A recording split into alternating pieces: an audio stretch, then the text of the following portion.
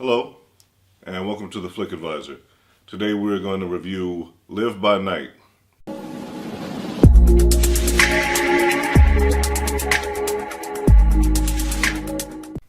This is the fourth film directed by Ben Affleck. After all the success of Gone Baby Gone, The Town, and Argo comes this, his fourth film. It's a gangster flick. It's starring himself, once again, which he's become really good at doing. It's about Joe. Now, Joe is a man who has come back from the war, World War One, and just trying to, carve out a life for himself. But after that traumatic events of, being in World War One, he's not really interested in living a regular civilian life. He wants to make up his own rules and live by his own moral compass. Powerful men don't have to be cruel. I got one guaranteed life. I was gonna live it. The majority of the story takes place after he gets out of prison and he gets caught up between two of the rival gangs in town. He himself is not a gangster. He is more of a bandit or a bank robber or an outlaw, in his own words. And that's the life he wants to live. But he gets caught up in the situation where he has to join. I don't want to be a gangster. I stopped kissing rings a long time ago. It no longer matters what you want. You're in this life. And he gets sent out of town to run that particular gang's business out of town. That's what the story is about.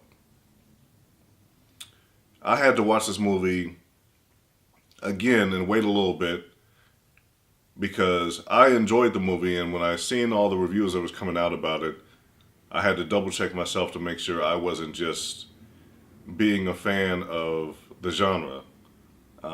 It's a gangster movie, prohibition era. I'm particularly fond of these type of movies. I enjoyed it, so I wanted to make sure that it wasn't just me following that. A lot of the reviews had issues on the pacing, but we'll get into that later. First, let's talk about the things that work in the movie. Well, the first is the set design. The set design, art design, the environment they put you in. It really feels like the 1920s and the Prohibition era. It really feels like you've been transported there.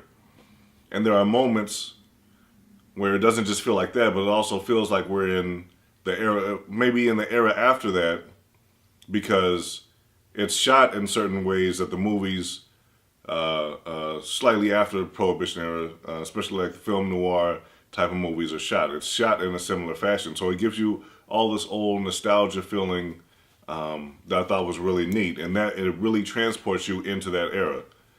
That is probably the film's biggest strength. Next is the performances. All of the performances are great, except for, surprisingly, Ben Affleck, because Ben Affleck has been really good in acting in his own films. In this particular film, he falls short of that. I'm not exactly sure why. His performance is particularly wooden. It's stiff. It's not very engaging. I'm not exactly sure why that is. Part of me thinks maybe because that's his take on the character, having been to war.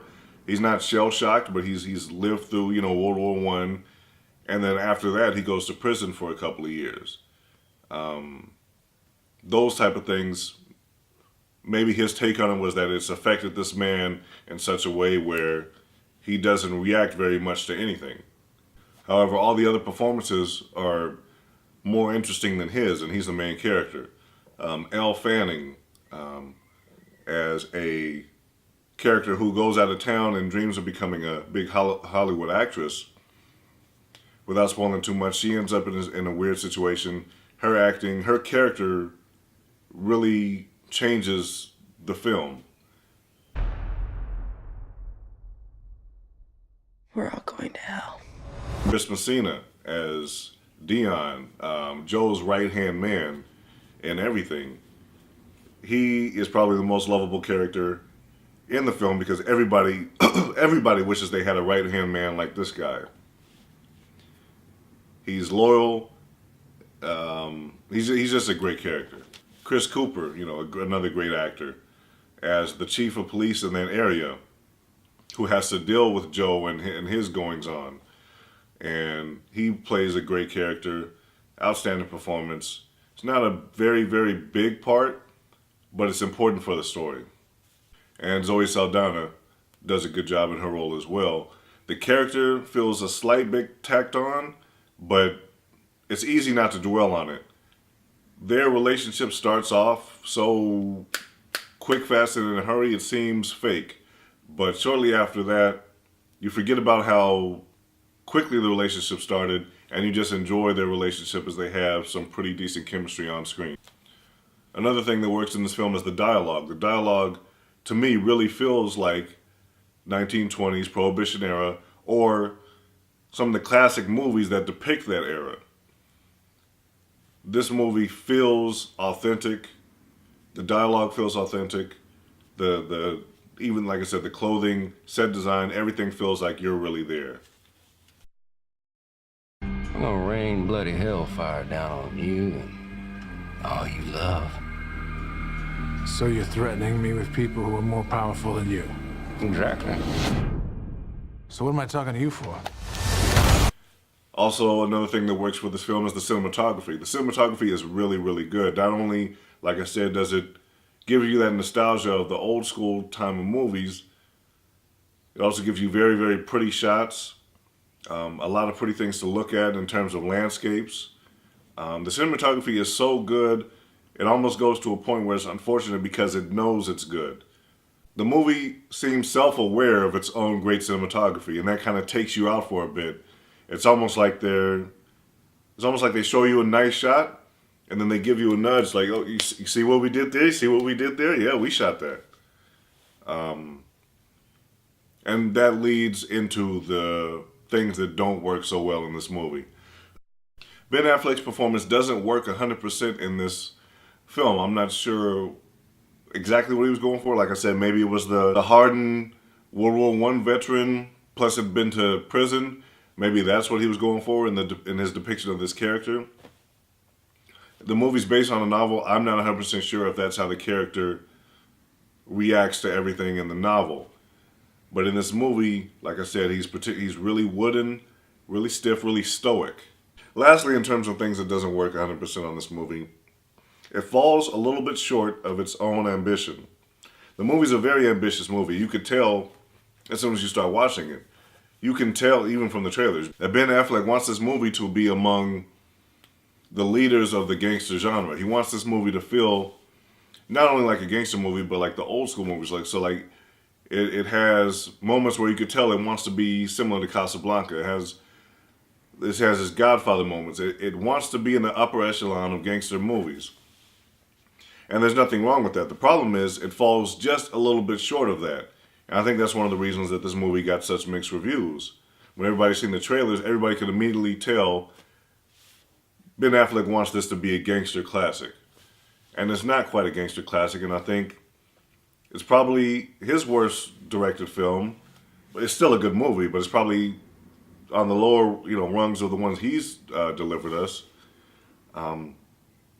But that itself shouldn't be a mark against the movie. This is a classic case of shoot for the moon, for even if you miss, you'll land among the stars. This movie is not The Godfather. This movie is not Casablanca. This movie is not in that legendary status of gangster movies. But this is a very, very, very good gangster movie.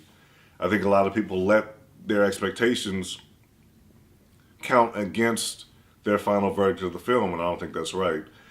Like I said, I'm particularly a fan of this genre. I enjoyed the movie more than seemingly a lot of people.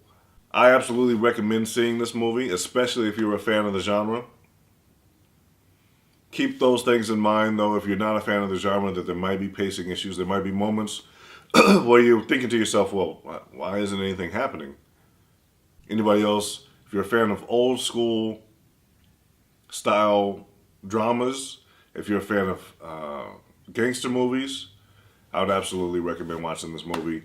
I'd watch it as soon as possible. I'd watch it at the theaters if you could find where it's still out. I'd watch it when it comes on. I plan on buying it on Blu-ray when it comes out. I enjoyed the movie. I suggest watching it. Thank you. Bye.